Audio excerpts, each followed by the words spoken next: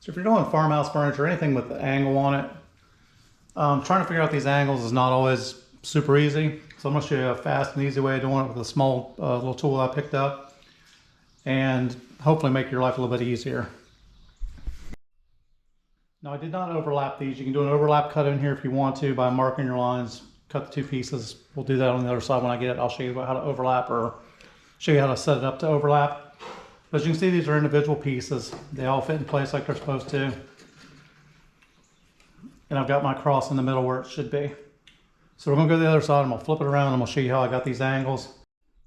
So make sure when you cut these, you mark them. I mark the top of the board because I'm not going to paint this part since I'm going to wood glue it.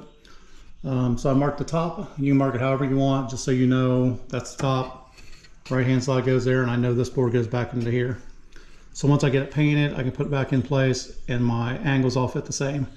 If you mix these all up, sometimes it's hard to go back. Then you just got to basically put together a puzzle and see which one fits in the best. This way it'll keep you straight. Okay, so I have the boards cut longer than what I need. I'm going to basically just eyeball this and get it pretty close to start with. I'm going to put my clamp on here. I'm just going to hold it in place with the clamps. If you have someone to help you, you could actually have them hold it in place, but it's easier to clamp it. I'm going to line this corner up where I want it at here. Let me put the camera on it. So it's basically overlapping that corner right there. So I'm kind of making a perfect corner with that. When I go to the bottom, I'm going to do the same thing at the bottom. Again, this is just a rough fit right now. I've got it clamped so it won't move on me. I'm going to loosen this clamp and just fine tune it a little bit. Now, the closer you get to your triangle up here, the less you'll have to nip off. If you had to, you can nip a little piece. Once you get your 45 or whatever your angle is cut, you can nip the piece off and make it fit a little bit. But if it fits too short, you leave a gap there. It doesn't look as good. So I've got that one clamped in place. And I did the same thing down here at the bottom. So whichever way you're going with your angle, your cross, clamp it in place like that. Next thing is on the inside, I'm going to take a pencil and mark my lines. And that's pretty obvious. Everyone gets to this point, no problem. That's common sense, and a lot of people just try to start nipping until they get the right angle. So this is a Craig angle finder. Usually you can find this in the trim section of your box store. Get online and find one. Basically you want it to be able to pivot, and then you just lock this down once you find your angle. So what I want to do is I want to spin this inside out, or kind of make a ribbon look out of it. That way the solid side sits up against my board and the other side floats.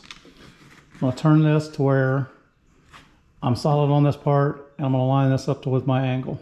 Up to my angle. I'm going to snug it up. Then I'm going to fine tune it. It doesn't have to be 100% perfect, but the closer you get, the better you're going to be when you go to cut your angle, or when you go to fit it back in.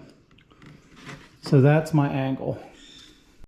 So when you're using your compound saw, you're starting at a 90-degree angle. So the back fence is 90 degrees.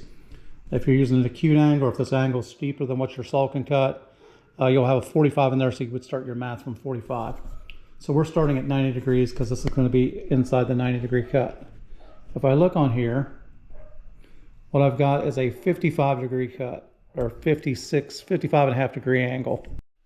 So 90 minus 55 is 35 degrees. So I'm going to go set my compound miter saw to 35 degrees. So over at my miter saw, I'm going to set this to 35 degrees.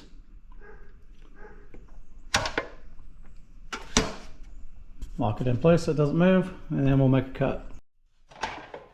Line this up. Make sure you've got enough overhang too that it catches on here. If not, if it's too short and there's nothing to catch it, it could flip up in your saw, break the dust collector, which I've done that before. I've also shot pieces out of there. Sometimes you do what you got to do, but try to get a piece that overhangs a little bit so it doesn't fly up out of there on you. Line up my angle. We'll leave enough so you can see the pencil line.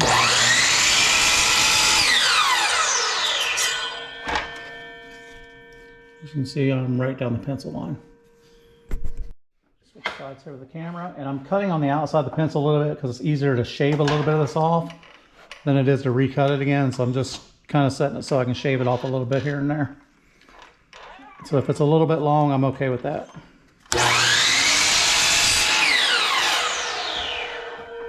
And again, right down the pencil mark. Back over to my piece. If I did this right, you can tell right away if your angle's correct. And I'm gonna have to nip just a little bit, so I'm gonna take less than the width of the blade off of this one side and fit it back in.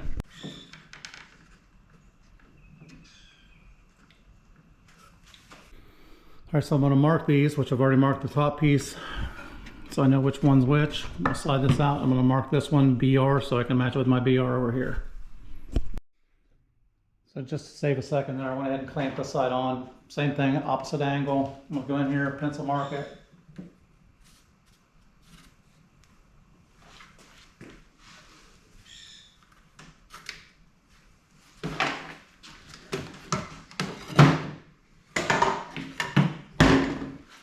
So if you're really good with math and you're really good with your carpentry work, this angle should be exactly the same as the other one. I'm not 100% sure. I'm pretty good with it, but I'm going to double check it again just to make sure. But you should be able to just leave it at 35 if you're good at your carpentry work. Now, since I started this one from the opposite side, my angle is not going to go the same direction, but it's the same principle. I'll loosen this up. I'm going to keep my flat edge again against my piece of work. And I'm just going to turn it till I get the angle correct. And snug it down. And same thing on this. You got to do the math again. I don't know if you can see on there or not, but I'm right at 55 again. So 35 is my angle. So I got my square is actually square. So I'm going to go cut these off and I'm going to fit this one back in. And that one actually fit more snug than the other one on the first cut. So I've got that one in now. Next thing I want to do is put my other one back in. Depending on what size piece of work or what size wood you're working on here. I've cut these down to 2 inches so I don't have a whole lot of overlap here. It should be enough to get my piece back in. I'm just going to push them together so I know where my cross actually crosses at. If you cut these at different times or different angles, you're liable to end up with, you know, this piece down here and this piece up here, and it doesn't look like a cross anymore. So I'm putting them both together here. I'm just going to take my pencil and mark where I want to cut these pieces coming down. So I'll mark this one and mark this one. Now, if you're going to overlap these, if you're going to take your saw and you're going to cut it out and actually inset this one into it, you would go on the inside here and mark this inside too. And that way when you take it out, you'll cut half of the piece out on both of those and then lap them together. I'm not going to do that. I'm just going to cut these off and I'm brad nail them in place. All right, so with my lines marked for my overlap there, I've got my Kreg. I spun it back around, so I lined it up. And I've got a 70-degree mark on there. So 70 plus 20 is 90. So I'm going to do a 20-degree cut. It'll give me this angle right here. I'll set to 20 degrees. I'm trying to do this reaching around the camera here. So you can see what I'm doing. And again, I'm going to cut this a little bit longer. Don't cut on the wrong side of your line. I'm going to cut it longer than I need so I can snake it up in to make it fit tight.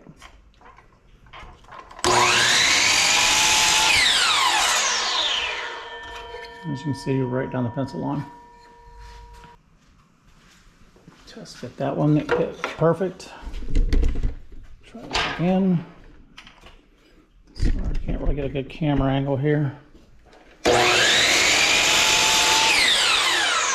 See, that's the hair outside the line, but I left it a little bit long.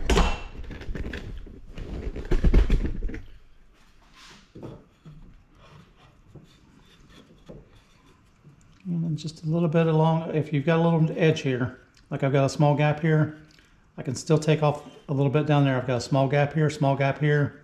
If I take this off a little bit more, it should fit in there perfect.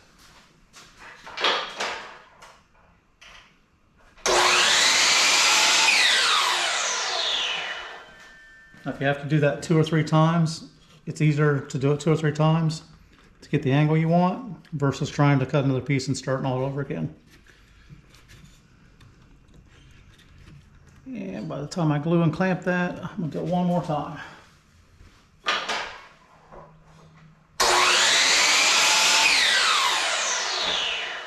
I could probably have forced that in, but I don't really want to force it into place. Nice tight fit. And same up here.